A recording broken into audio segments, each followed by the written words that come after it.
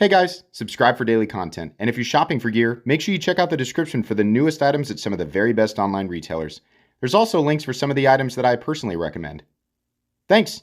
What's going on YouTube? Metal Complex here, and today I've got a short little video to share with you guys. This is the CJRB Doubletap in aluminum.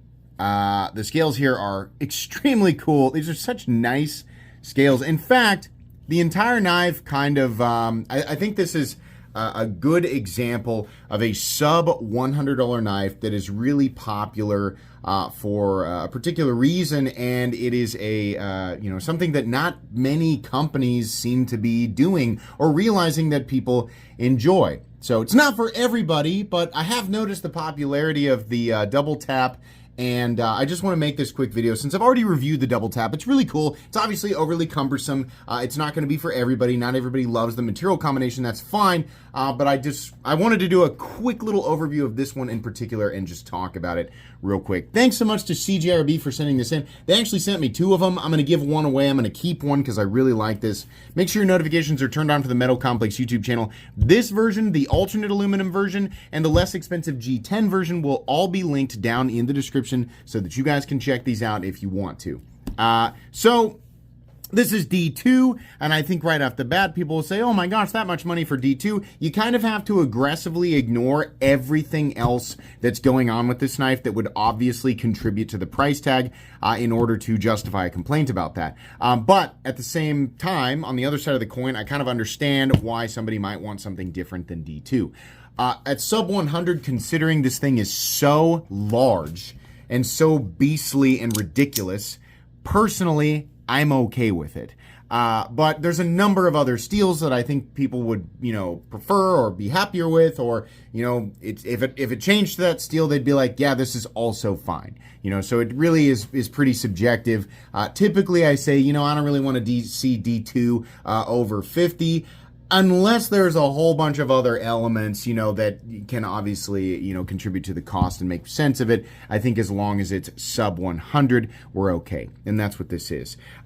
Mainly, I want to point out with the double tap in particular with these aluminum scales, this is a substantially nicer feeling item than not that CJRB doesn't make a good item or artisan color or anything like that. It just feels like a step up. It feels like a lot of extra effort, especially with the micro texturing here, the little pivot collars. We've got the milling zones in here, the backspacer. I just love this sort of icy blue aesthetic that we've got going on. The double tap, of course, having CJRB's crossbar lock with that little tab back there that they do, making it operate a lot like a shark lock. It's obviously not the same thing, but you have essentially a crossbar lock and shark lock combination. I think also Winter Blade Co. has something similar, but this runs on basically oversized, I don't know why I said it like that, oversized Omega springs. And really the coolest part about it, aside from the fact that it is such a huge, whopper, humongous, chunkaloid knife, is that it is so amazingly satisfying to manipulate. Part of that satisfaction is kind of the anxiety of whipping such an enormous blade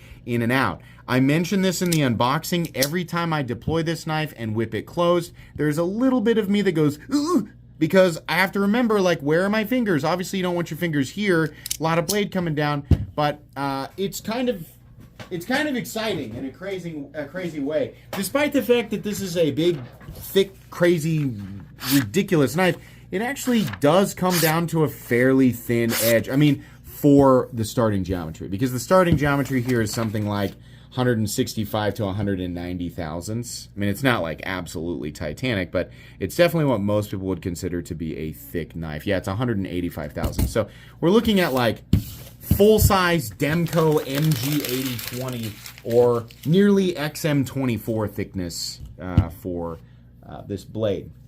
Which, let's be honest, there's enough D2 here to easily make two blades. Easily. There's enough handle material here to easily make two blades. I understand, that's not how we come to the conclusion for the price tag, but I absolutely could. Funny enough, as big and honking and ridiculous as this thing looks, it's actually pretty easy and comfortable to manipulate, and it also has reasonable ergonomics. I really don't think there's, like this type of thing is going to be like the biggest part of it that's encumbering is not necessarily in its cutting performance. I mean, it'll cut. You know, certain things. The more dense the material that it is you're cutting, the more you're going to notice pushing this huge wedge of material through it. Where you're going to notice it really is just putting it in your pocket and getting it out. I mean, the thing is just big. It's a big, thick, crazy thing. Let's go ahead and weigh it real quick so you guys can see the weight with the aluminum, which absolutely is more than the G10.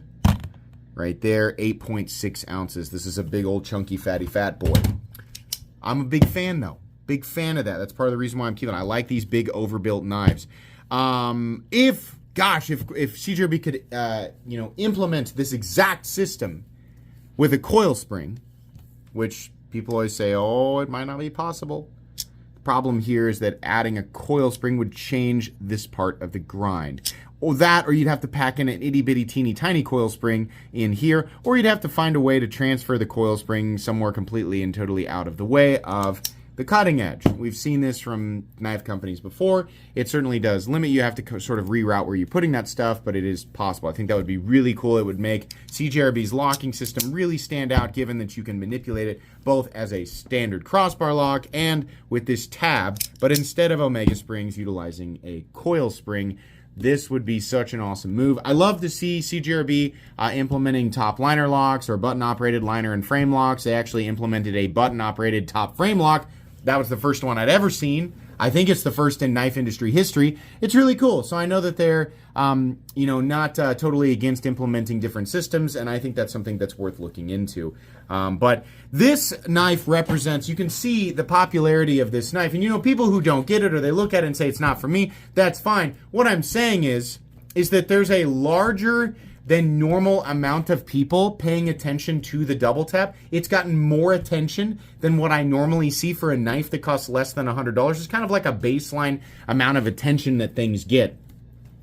With budget knives, because they tend to be less interesting. They tend to be pretty straightforward. They tend to be super utilitarian, right? Or just sort of convenient, lightweight, compact. There's a bajillion of them. A bajillion. You can know absolutely nothing about pocket knives and about what good cutting geometry is, a good utilitarian blade shape or handle shape. You can know absolutely nothing about it. And 20 years ago, it was a lot harder to sort of discover something that really worked well. Now, you can almost just sort by most popular on Blade HQ and buy one of the first 10 things that pops up that's under $100, and you've made probably one of the best choices you can possibly make. This is the truth of it. Some people like to gatekeep the idea of, super utility, or I don't know why I emphasize the T's there. They like to gatekeep the idea of super utility or knife geometry. It's really not that complicated. Knife companies have figured it out. They have mass produced it, turned it into, not just mass produced it, but it's mass production of super high quality, just good tools, good, reliable, lightweight, compact cutting tools for everybody, and it's super easy to figure out.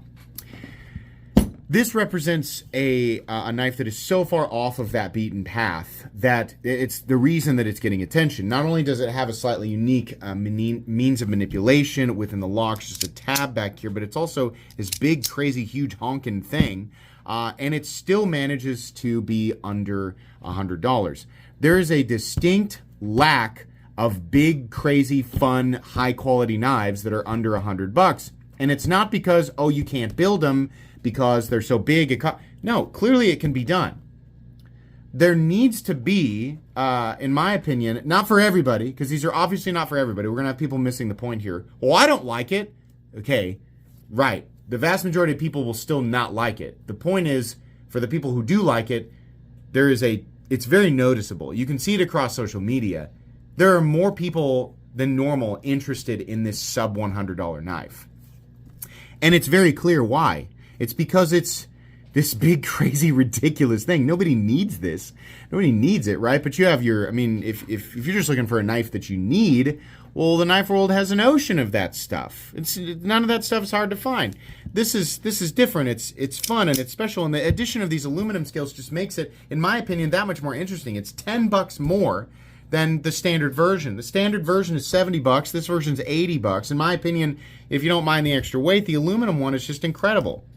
Why companies like Miguron or like Kubi or Civivi, why they don't offer more of these silly, crazy, off-the-wall... I mean, like, people could say, oh, the Buster FG from Civivi, well, it was flawed. Yeah, but it was still wildly popular. Wildly popular. Anytime you get something like that, under $100, right? I mean, if they actually manage to get the design all perfect and everything, I mean, all it's going to do is attract attention. Basically what I'm saying with this video, without making it too long, a lot of companies are missing a very obvious opportunity to cater to a specific part of their buying audience. People clearly want this stuff. Not everybody, but enough people to make it worth making a fun design like this. You'll have people who are critical, pointing out the obvious, that it is cumbersome and not utilitarian. You're always going to have those people who will jump at any opportunity to pat themselves on the back, and fine, they can enjoy this other stuff because there's too much of it for them to go through in a lifetime. In fact, a fraction of it, they won't be able to go through in a lifetime. So, but yeah, stuff like this is really cool, and it absolutely should continue to be produced. I think the Double Tap is an awesome knife. It absolutely will slow you down. It doesn't have the best cutting geometry, but it's just cool. And I like cool as a content creator, specifically the type of content creator and collector enthusiast that I am, very much appreciates not only the knives themselves, but the necessity of them within our industry. Without stuff like this, I say this all the time, without stuff like this, the knife world would be full of Buck 110s, Opinel number 8s, Ontario Rats, and Civivi Elementums. And I don't know about you, but I am bored to death with stuff like that. I appreciate it for what it is, but please, for the love of God, a ratio of one of these per 100 of those would just put the biggest smile on my face. More double taps, please. More knives like the Double Tap. It's fun, it's crazy, it's ridiculous. When you spend the money on it, you feel like, yeah, that was a good purchase, even if it doesn't translate to dollar for dollar meaningful utility. It's just one of those knives, and I feel like you guys understand exactly what I'm saying. I think this knife is super cool. I don't know that there's anything else really that I need to say. Like I kind of mentioned in the beginning of the video, if you really wanted a full comprehensive review of this knife, no problem. I actually have a full comprehensive review of the standard G10 version, which is literally exactly the same knife, except for the scales. So you guys can check that out if you want to. That's going to be it from me today, guys. Please make sure to follow me on Instagram at metal_complex. If you enjoyed this video, leave a like. If you'd like to check out my other content, I do of course have lots of videos of knives that are either expensive or inexpensive that I do or don't like, so check those out. And if you enjoy all my content, go ahead and click on that Metal Complex logo right there and subscribe, because there's definitely more coming. Thanks again for watching, everybody, and have a great day.